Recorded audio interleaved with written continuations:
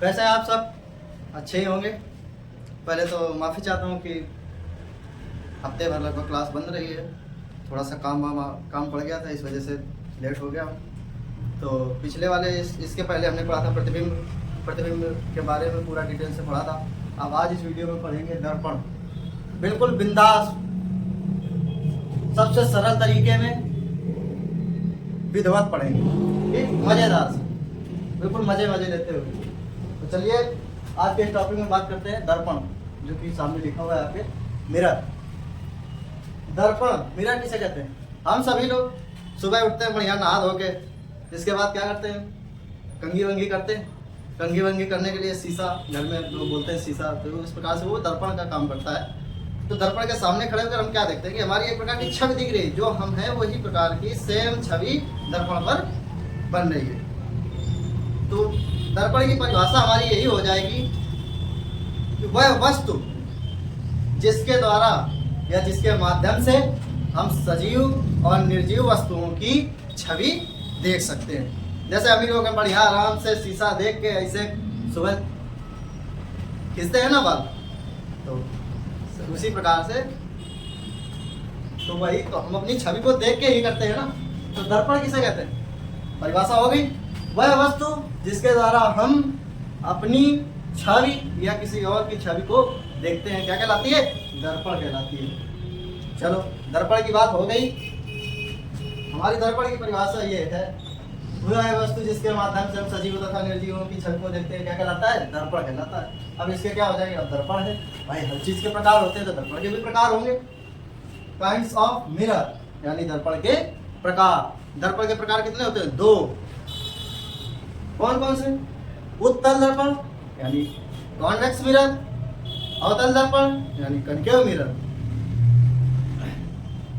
अब दोनों दर्पण की परिभाषा हो गई। अब दर्पण कितने प्रकार के होते हैं ये भी सामने लिखा हुआ है, बता दिया। उत्तल दर्पण और अवतल दर्पण। फिर इसके बाद उत्तल दर्पण, उत्तल दर्पण अभी अवतल दर्पण हो गया। अब इनको कहते किसे हैं, कैसे पहचाने कि ये उत्तल दर्पण है? तो अब इसकी परिभाषा से हम इसको समझा सकते हैं। समझाते हैं कैसे? ऐसा दर्पण जिसका परावर्तक पृष्ठ क्या होता है? उभरा हुआ होता है। इसको इंग्लिश में क्या कहते हैं? कॉन्वेक्स।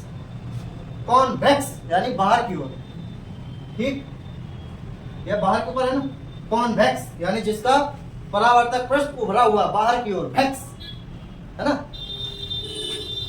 तो बाहर की ओर इसका परावर्तक पृष्ठ हो गया, तो किसको क्या बोलते हैं? ऐसा दर्पण जिसका परावर्तक पृष्ठ बाहर की ओर उभरा हुआ होता है, उसे हम क्या कहते हैं? उत्तल दर्पण यानी कॉन्वेक्स मिरर। और ज्यादा अगर डीपली परिभाषा बना सकते हैं इसकी, तो एक और बना सकते हैं, ऐसा दर्पण जिसका परावर्तक पृष्ठ उभरा हुआ तथा निचली सतह पर कलई की परत चढ़ी होती है। इसकी कलई की, ठीक। ये हमारा क्या हो गया? उत्तल दर्पण। अब उत्तल दर्पण में देखो, ये हमारी ये क्या पॉलिश है, यानी कलई है ना। ये क्या हो गई? प्रकाश किरण परावर्तक के पश्चात मुड़ गई है, यानी यहां से आके परावर्तन के पश्चात चलिए। ये हमारा क्या हो गया? ध्रुव, पी। लोगों किससे डिनोट करते हैं? पी से। और ये हमारी क्या है? मुख्य अक्ष।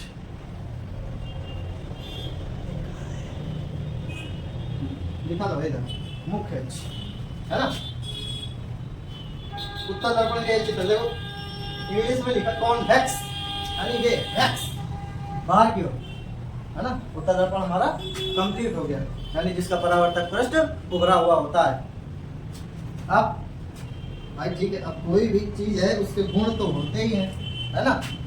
तो इसके भी गुण होंगे। क्या क्या गुण होते हैं? नंबर 1, इसका परावर्तक पृष्ठ क्या होता है? उभरा हुआ होता है ना। फिर परावर्तक पृष्ठ उभरा हुआ होता है। फिर इसमें प्रतिबिंब कैसा बनता है? आभासी प्रतिबिंब बनता है। प्रतिबिंब जब प्रतिबिंब बताया था तो उसमें वास्तविक प्रतिबिंब, आभासी प्रतिबिंब बताया था। तो वही क्या है इसमें, जो अवतल दर्पण नहीं सॉरी उत्तल दर्पण जो है, इसमें क्या होता है? आभासी प्रतिबिंब बनता है। कैसा? आभासी प्रतिबिंब है, आभास किया जाता है। और प्रतिबिंब बनता कैसा है? उल्टा बनता है, सीधा बनता है, कैसा बनता है ना, तो इसमें कैसा बनता है, प्रतिबिंब इसमें सीधा बनता है। उत्तल दर्पण में प्रतिबिंब कैसा बनता है, सीधा बनता है ना। ये उत्तल दर्पण के गुण हो गए। अभी और गुण बता रहे हैं, देखते हैं अवतल दर्पण के बारे में, है ना। उत्तल दर्पण हो गया, खत्म हो गया। अब देखते हैं अवतल दर्पण क्या होता है।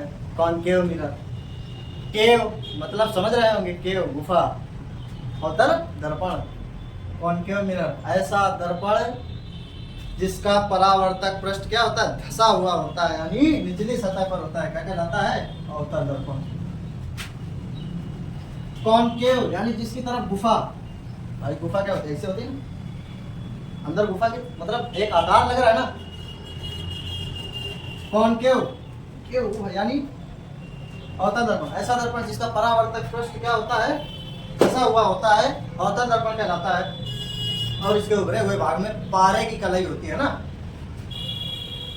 क्या होती है, पारे की कलाई।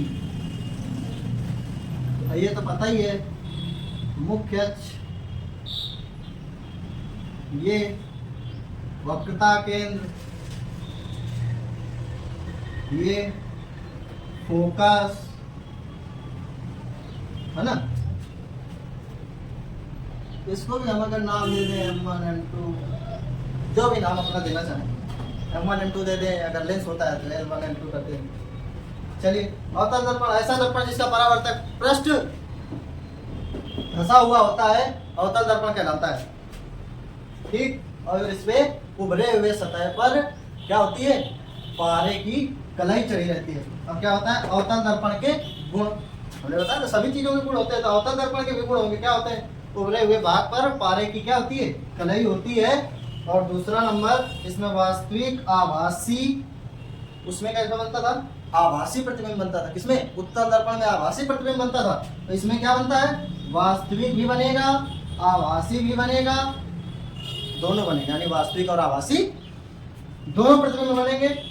और तीसरा नंबर, इसमें उसमें कैसा बनता, सीधा प्रतिबिंब बनता था। इसमें उत्तल दर्पण में कैसा, सीधा बनता था, पर इसमें क्या बनेगा, उल्टा भी बनेगा, सीधा भी बनेगा, और दोनों प्रतिबिंब यानी सीधा और उल्टा दोनों प्रतिबिंब बनते हैं। और उसमें क्या होता था, छोटा प्रतिबिंब बनता था, नहीं नहीं, अवतल दर्पण में कैसा बन रहा है, प्रतिबिंब वस्तु से बड़ा, छोटा और वस्तु के बराबर, यानी तीनों बन रहा है। वस्तु से बड़ा भी बन रहा है, वस्तु से छोटा भी बन रहा है, और वस्तु के बराबर भी बन रहा है, यानी अवतल दर्पण में वस्तु के बराबर भी बनता है। और बार बार नाई की दुकानों में भी इस दर्पण का प्रयोग होता है ना। डॉक्टरों के पास भी इस यही दर्पण का प्रयोग होता है, यानी अवतल दर्पण का प्रयोग किया जाता है, उनके पास भी अवतल दर्पण होता है। ऑपरेशन के टाइम यूज किया जाता है। चलिए, दोनों चीज़ खत्म हो गए। अब नेक्स्ट वीडियो, अगले वीडियो में देखते हैं। इतना समझा दिया, अगर कोई भी दिक्कत या परेशानी हो तो कमेंट सेक्शन में करिए, उसके लिए फिर मैं आगे वीडियो बनाऊंगा।